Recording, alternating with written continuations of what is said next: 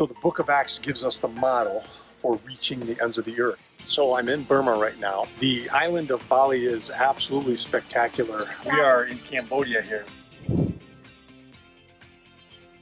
This is a beautiful family that lives in a village that we've done distributions with. In the Great Commission, let's remember, Jesus said, go and make disciples of all nations. And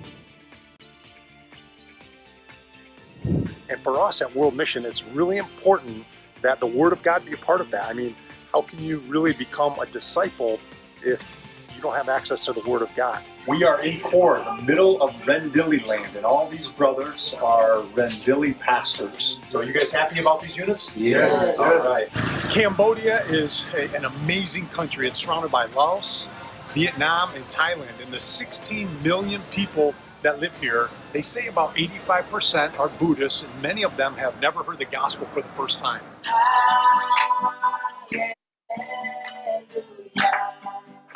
Hello and welcome.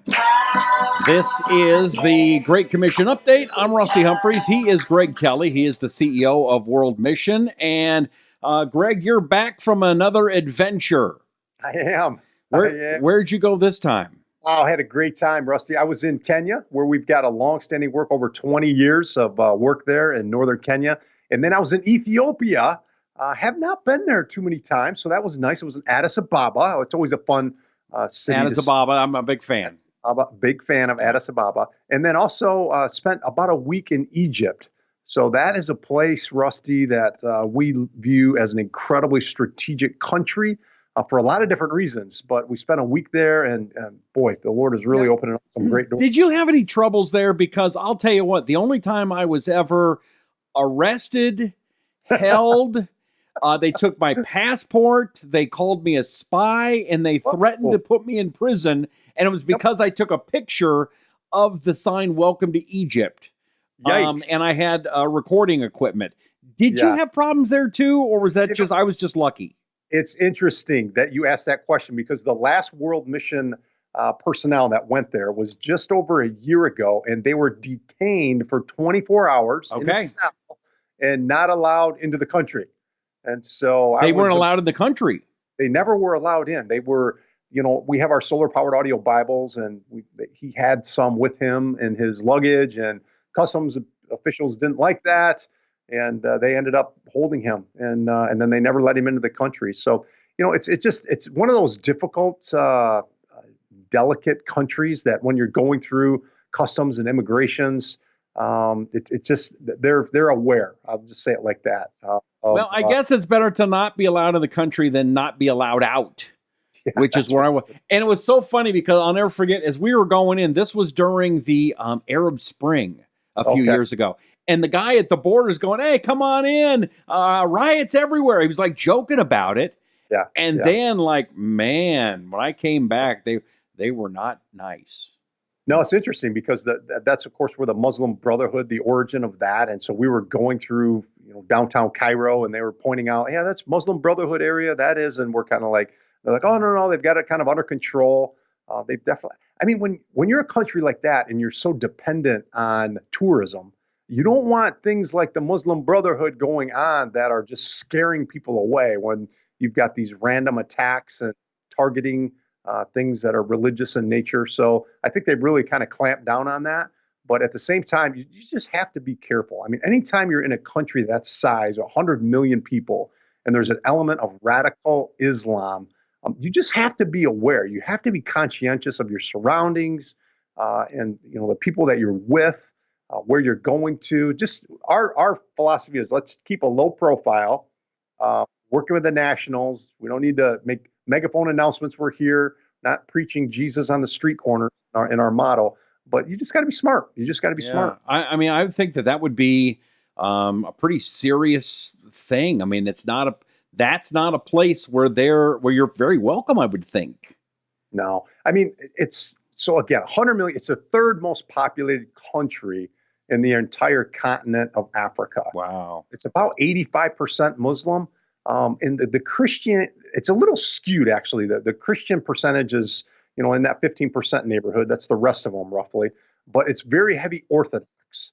So when we're talking about Christian countries, a lot of times, it's the whole melting pot of Christianity. It's Orthodox, it's Catholics, it's, Jehovah's Witnesses, it's everybody kind of gets thrown in there. There's very few what we'd refer to as evangelicals.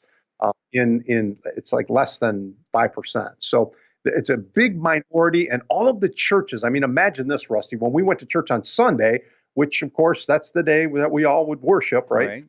Sunday in Egypt is just a regular day. It's like our Monday here, because it's such an Islamic country, the majority, that Sunday is not observed as the Sabbath in Islamic culture. So it's more Friday and Saturday. So Sunday is the beginning of the week. So super busy, it's active. And so the Christians, generally speaking, they're working on Sunday. So church is on Sunday night. So our church service at about 9 p.m. So it's just things to get used to when you're in a place like that. That's actually kind of cool, though. It's different, and you're following along with their culture, and that's good. Yeah. So like your trip. So you did Egypt, and you went some other places. Was this a hard journey for you? Well, I think coming to a place like Egypt, and you've got this idea of how are we going to utilize this very strategic location to impact. It's not just about Egypt, and probably, Rusty, it stands out more so than any other place we work around the world. All right, from Senegal and West Africa all the way to Indonesia, 9,000 miles. This location is just very different, and here's why. Egypt, it's not only about the 100 million people that are in Egypt, but it is, I'm telling you, the most influential country in all of North Africa, the most influential country, arguably, in the entire Middle East and even the Arab Peninsula. So you've got 19 countries that would make up what we would call Arab nations. If you start in Mauritania to the far western part of North Africa and then go all the way over to Iran. Okay, there's 19 countries, North Africa, Middle East, and the Arab Peninsula. And Egypt is the most strategic of all of them. So all of our ministry sort of comes out of Egypt. It goes to North Africa, to the west, and then into the Middle East. So you're talking about countries like Lebanon, Syria, which borders Iraq, which borders Iran. All of it originates from Egypt. So from that standpoint, it's really exciting. It's very strategic, but it's beautiful because Arabic is the glue. All of those countries, with the exception of Iran, is going to speak heavily Arabic. Okay. So you can get away. Normally, when we're in a country, the border country, like, for example, Kenya, Swahili. So Kiswahili is the main language. You go up to the border to the north, Ethiopia, and it's Amharic. So you might find a few Swahili speakers, but Amharic is the major language. You go over to Somalia, it's Somali. You go to Uganda, it's Luganda. So every country kind of has its own language, but when you're talking about the Arab world, it's all Arabic. So it makes it very nice when you're doing ministry, whether you're doing distributions in Tunisia, or you're doing distributions in Lebanon, or you're doing distributions in in Egypt. It's Arabic. That's the language that they will be using. You don't speak Arabic at all, do you? Or have you worked on that or tried? Well, here's the truth. Yeah. In my 22 years as a CEO at World Mission, I've been in Rwanda, I've been in Bosnia, I've been in China, and another language is like, if there is a language that I would love to learn, it's Arabic. But it's a tough one. It's a tough one. You got to kind of dig deep, and you're kind of doing the. Sounds like it looks like you're spitting on people all the time when you're talking. If Stop you do it that. right. Yeah. But it's a beautiful language, that's for sure. People are precious. Okay, well, let's talk a little bit about some of the things that you learned. And we've got some pictures here we want to show folks. Let's tell me a little bit about your trip. All right, good deal. So the first picture that we're looking at here. What do you got up there? Nothing. I'm waiting for you to tell me. You can start the slideshow, and I'll just run it. Oh, man. Well, let's just throw the little video in there. I did a little video. So I was in this place called Dump City. All right. How'd you like Dump to say? City, here we come. No. Where are you from, Rusty? I'm from Dump City. It's literally one of the largest trash landfills, dump, whatever you want to call, in the entire continent of Africa. So it's been there for decades. And what happened is that the people that are in the rural areas, irregardless of where you're at in Africa, there's a draw, a magnetic pull, if you will, to the cities because of opportunity. So you'll find the most impoverished people will try to come to the cities. And a lot of times they're just not finding opportunities. So they end up in a place like this, which is called, again, Dump City. So here we are with this video that describes a little bit of that, some of the background on it.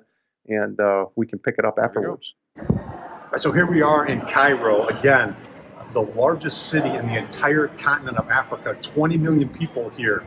And like most places in Africa where there's large cities, people in rural areas, the impoverished people, the poorest of the poor, the uneducated, the illiterate, are attracted to the opportunities that the urban environment provides, which Cairo is that. So people from an area called Upper Egypt, which is about 5 hours away, just gravitated here over 30 years ago. And they were drawn to the city for opportunity, but they found none. And the only opportunity for them was to collect garbage. And so what happened, a small group of people began to congregate in this dump right here, as I said, over 30 years ago, which turned into an entire community of tens and tens of thousands of people now living inside of this dump where they're making their homes out of people's trash. And they were gathered here, and the church began to take interest, and these people began to get reached, and many of them coming to know Christ. The result of it, which was nothing over 30 years ago, now they built literally a church in the rocks. It's an open cave, basically. It's the largest open area church in all of the Middle East now, that started from a trash pit, from these people who now have a hunger for Christ. World Mission is trying to help reach this area with our solar-powered audio Bibles, because these people remain the poorest of the poor, but yet there's a hunger for the gospel. And so these illiterate people are coming to know Christ and really forming a wonderful church. So be praying for Cairo, be praying for Egypt, and the people who are living here in Dump City.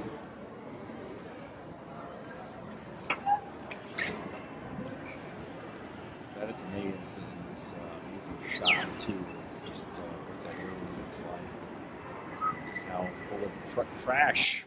It's trash, Russ. Yeah. Everywhere. It's trash. And, I mean, the idea that was a landfill, that they built the city on top of the landfill, and now you've got literally these hundreds of thousands of people that are there, poorest of the poor, all kinds of backgrounds, ethnicities that are gravitating there. And there's shops, there's everything that you would expect, but everywhere you look, it's like the signs of trash. Right. And a lot of them, their job is they will find plastics, and they have recycling, like almost like plants right on the streets. In a lot of places where there's poverty, and I forget, there's some kind of a formula or something I've read someplace, but when you're poor, the last thing you care about is trash, right? It's everywhere, and you just throw it in the backyard, and that's just the way it is.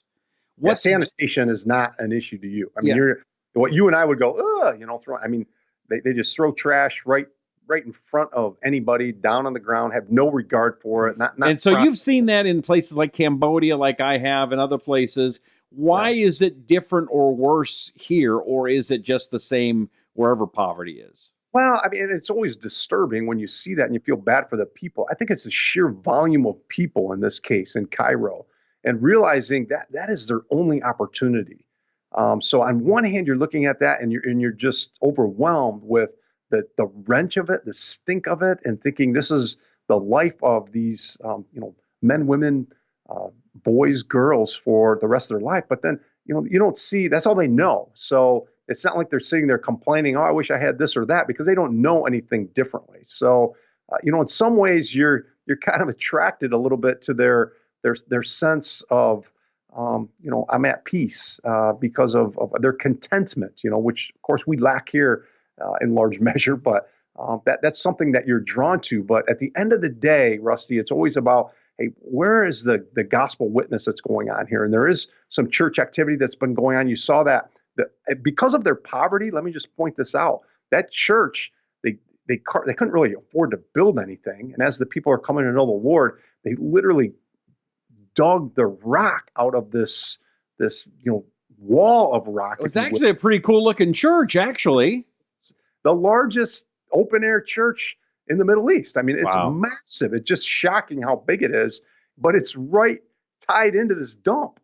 I mean, that whole thing is not some tourist attraction that's, over by the pyramids. Yeah. This is actually right connected. You have to drive through the dump to get to this open air church in the cave. It's just.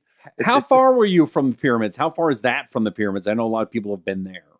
Yeah, the pyramids are actually a part of Cairo. They're on the other side, but it's like a major city, I guess. Chicago, New York, probably something like that. To go from one end of the city to the other, it could be a couple hours or something. But the pyramids are definitely a part of Cairo. Right. So you didn't go there this time? Just check it out? We were over there. We were over there. Nice. I had a couple of guys with me from one of our supporting churches, and they wanted to go over there and see it. And that never gets old. I mean, you cannot not go there and just be humbled. Do you go inside them? You can. Yeah. You can.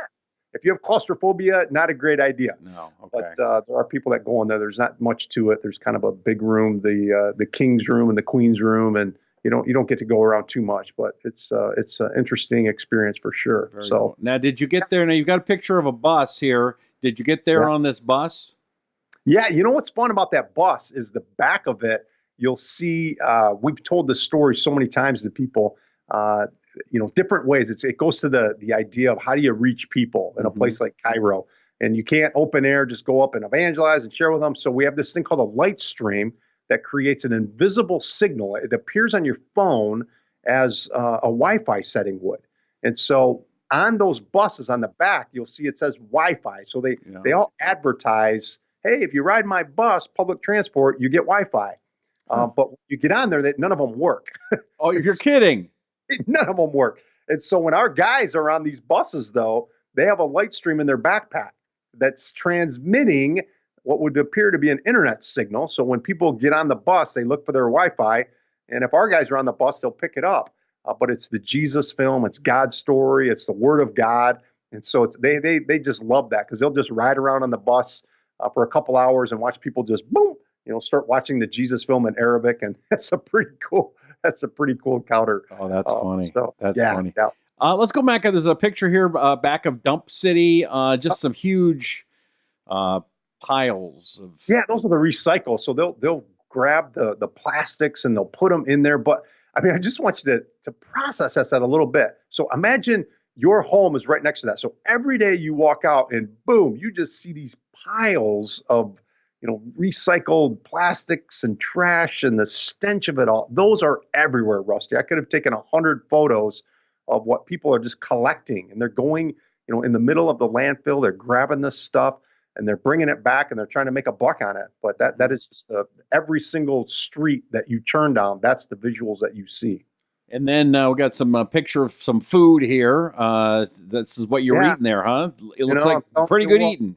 It is really good eating. You could say this about Lebanon and Egypt, of all the places that we do ministry around the world. I really, the best food is in this part, in my opinion. So you've got people who like hummus, people who like kind of pita bread. This is the place for you. They've got something called shawarma where they cut kind of lamb off, and so you're not chicken or beef. Yeah. When you're in Egypt, that's for sure. Yeah, it's the same thing if you go to Israel. That's the same kind of food you'd have too. Did they in Israel? Did they eat their main meal like at 3 or 4 p.m.? It's crazy how they do that. Like they don't eat a normal kind of morning. No, they have a huge breakfast. In Israel, huge, giant, and then by the way, could they have more sugar? Help me out, huh? Help me out. They like a lot of sugar and a lot of baked goods. There you go. Yeah. It's a lot of meat. It's a lot of meat in Egypt, and they eat their main meal at like 4 p.m. Really? And they will eat stuff, and then they have another one at like 9 or 10 p.m. So it's and everybody does it. It's just I tell them like this is like the worst eating patterns that you can imagine. I mean, going to bed on it, but they're like, oh no, that's how we do it. Like, okay. Oh, that's funny. Let's see. And then there's a Muslim training center here. What is this? Yeah. So one of the things that's going on in Egypt, because it's such a strategic culture center, and with it being a majority Muslim country, they're very aggressive and active in raising up what we would think of as missionaries. So everybody who graduates from this university has the same degree. It's basically and Islamic studies kind of missionary degree. And they're sending people out to the tune of about 24,000 graduates every year. And the students are coming from over 100 countries. So they're coming there, they're learning about Sharia law.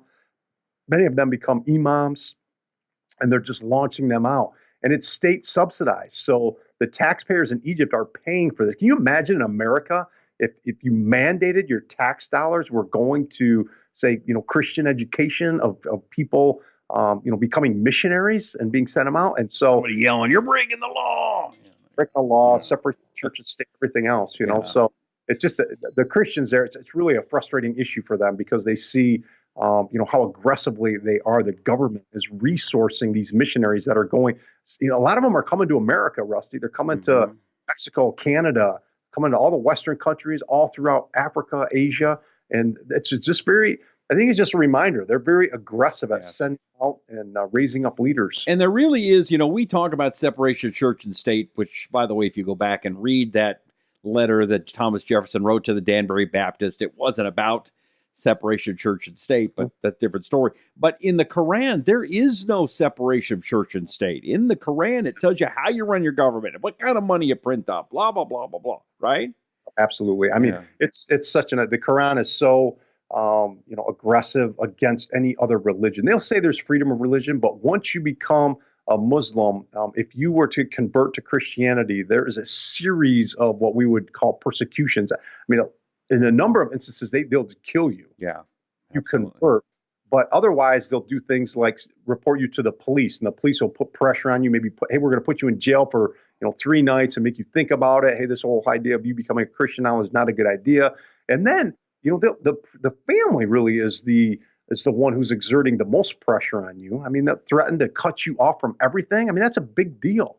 They'll call your employer and say, this person says they're a Christian now. You need to fire them.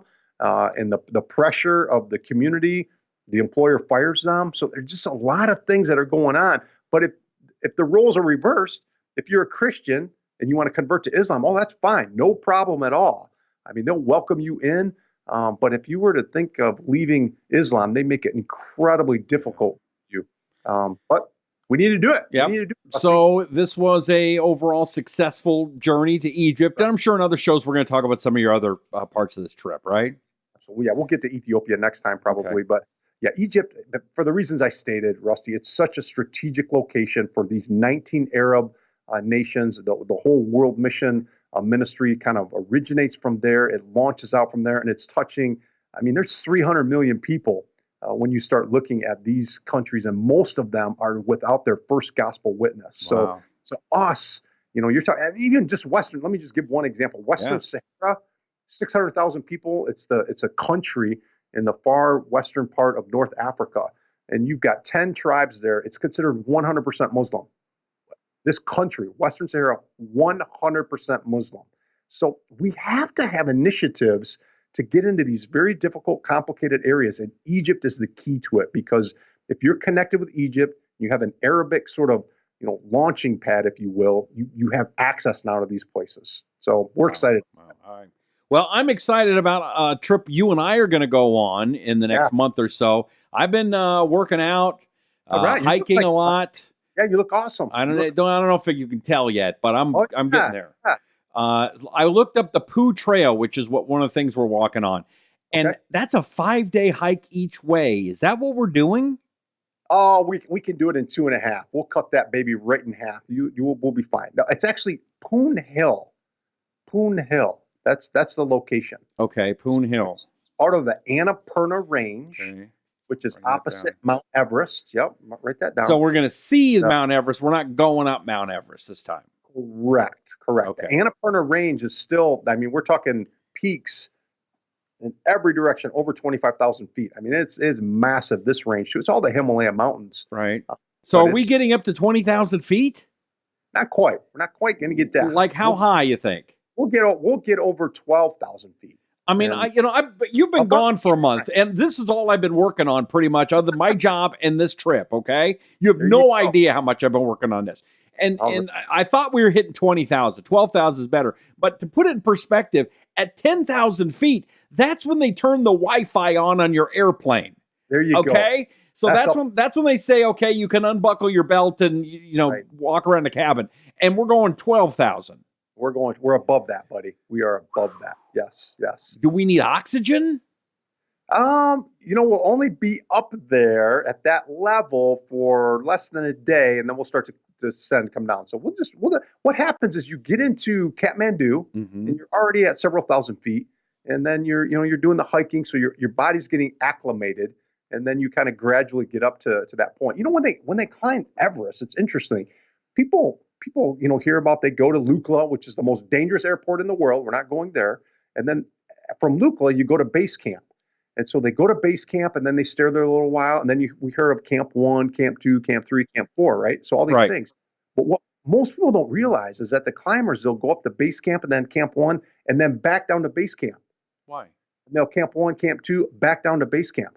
They're acclimating their body. If you tried to fly to Kathmandu, go to Lukla, and then summit Everest the next day, you'd die. You just wouldn't be able to do it because your body would not be acclimated to the lack of oxygen at those high levels. So that climbers will constantly go up and down as they're getting ready to summit Everest. So is that what we're not doing that? We're not doing that. We're not summiting Everest now. No.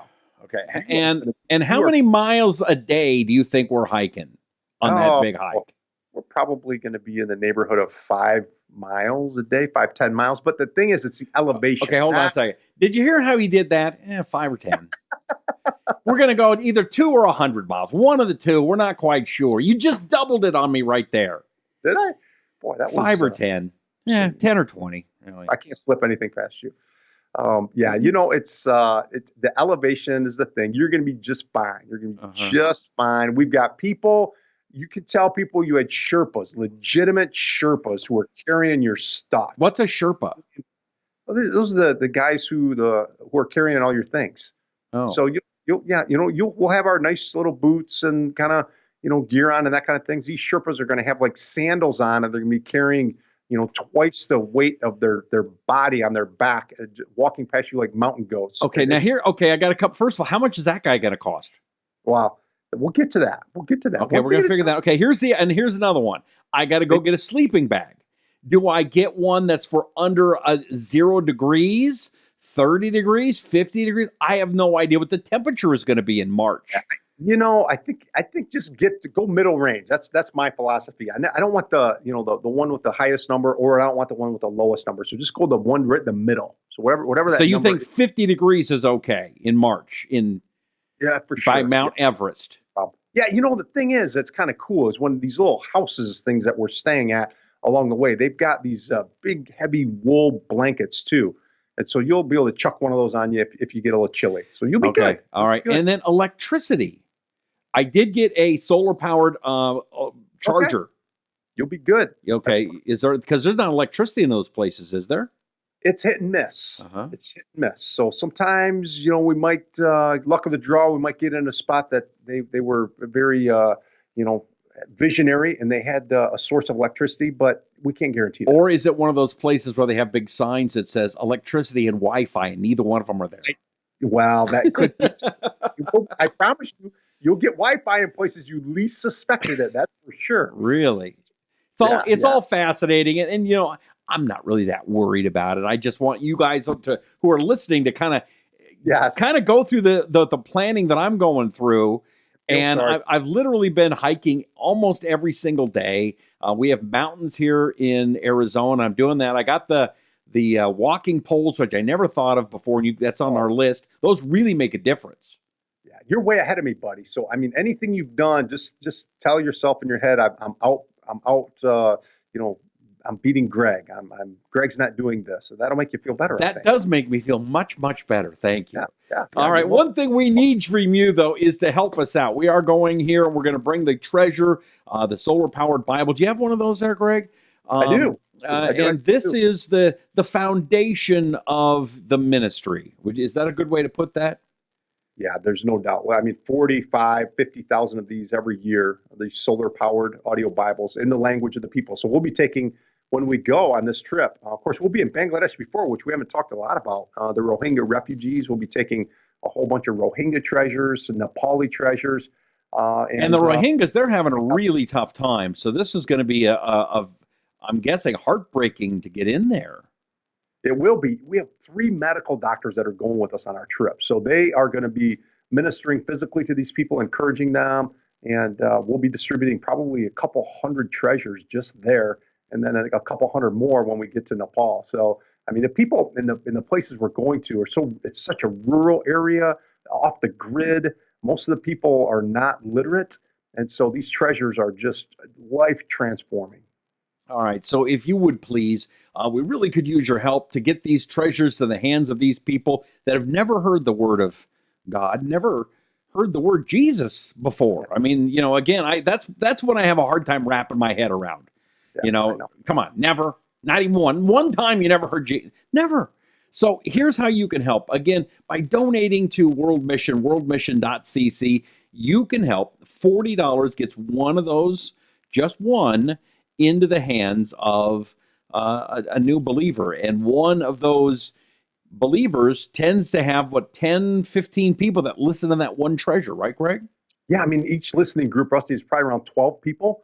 And when the people get the units, they're really trained to leverage it and maximize it. So they're multiplying themselves by setting up listening groups, really a new listening group almost every week, for sure every month. And so you have way over 100 people that are encountering the gospel for the first time in their life because of a single treasure. $40. I mean, it's just a crazy thought, but that you and I will have the privilege of delivering them, and then, of course, reporting back to our listeners and our viewers here on the Great Commission Update, and just letting them know they're with us, Rusty. I mean, That's the reality of it. I mean, they will be with us as we are distributing the treasures. So it's pretty exciting. And the other thing, if you donate some money and let us know, I'll try to, if it's a business or something, I'll try to say it while we're there. Maybe we'll put you on the show and just say hi to you and acknowledge your kind generosity. So we'd sure appreciate it. Again, worldmission.cc is where you can go online and do that. Worldmission.cc. Greg, you want to wrap this up for us? Yeah, we appreciate everybody who watches the Great Commission Update, and